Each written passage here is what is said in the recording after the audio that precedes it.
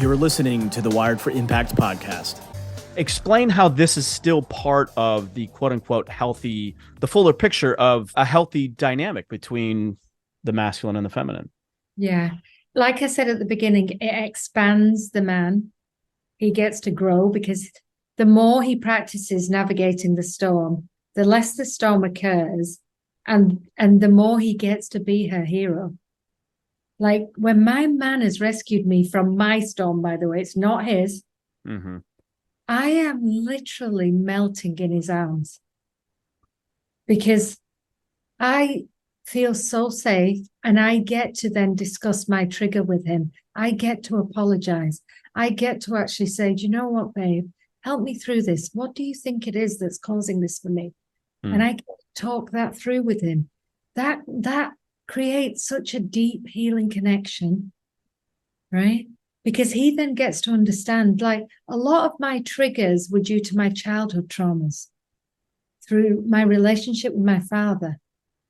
And it was only through him holding me and allowing me to shudder in that storm, because that's what I needed. I needed to feel protected physically, right? Mm. So for him holding me and me shuddering and sobbing, and he got to be that strong man to hold me through that. And coming through it, I then got the intuition and the downloads that this wasn't mine. It was an old thing from a little girl. And I get to talk that out with him, and I get to apologize to him for me making it about him. Mm.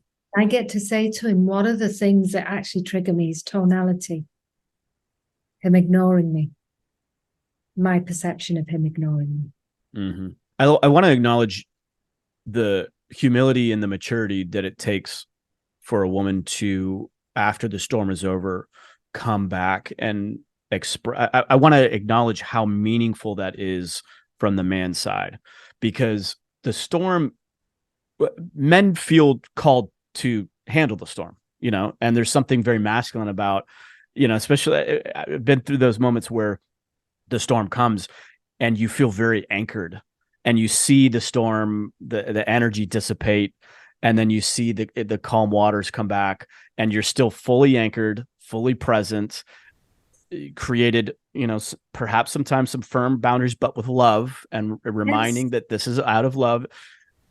And for a woman to then at some point after that come back and say exactly what you were just saying, hey, this was unresolved trauma, where do you think this was coming from, support me through this, I'm sorry, like that is so meaningful for a man, because it's like, I can deal with any storm if you just acknowledge that sometimes it's a lot to deal with. I think a lot of women expect that. You hear the superficial, well, if you can't handle me at my worst, then you don't get me at my best. And there's this energy of like, there's no appreciation for it.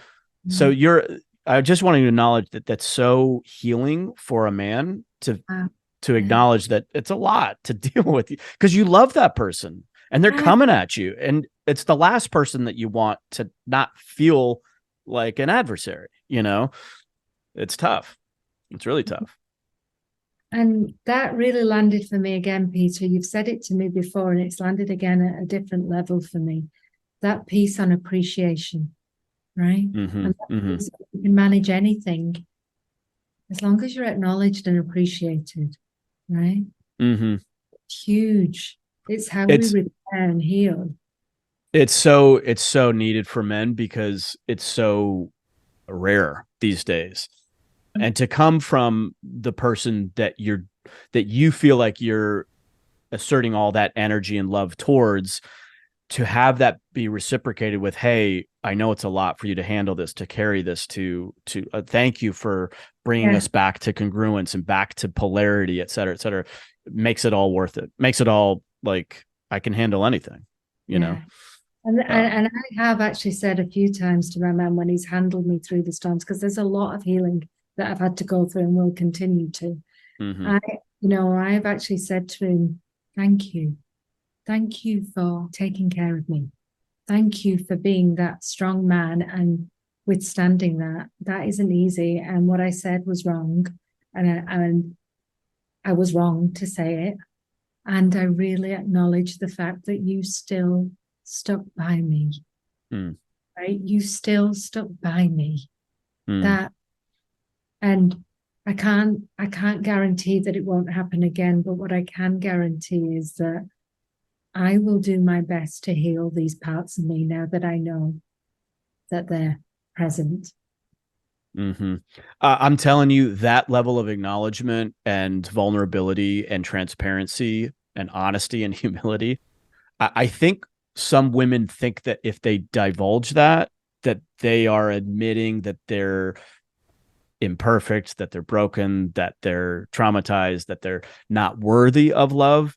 And I just want to continue to reiterate how it's the exact opposite. If you can come to the table and share that with that level of vulnerability that I was talking about, and humility and love, it actually calls the masculine. It actually pulls us in to say, oh, thank you. Like, you're appreciating that this is tough, that this is That difficult to effort, navigate. that Yes. effort, right? Yes. Because otherwise it goes completely unacknowledged. And oftentimes it's like expected it is the bare minimum as opposed to no, no, no, no. This is the biggest value you're bringing to the table. Yeah. Yes. Yeah. And Yeah. I have to say, ladies, when you step up with this level of vulnerability, oh my frigging God, does your man suddenly become so fucking hot as shit? Thank you for listening to this episode of Wired for Impact. If you're interested in creating and expanding your impact, be sure to visit us online at impactnow.com.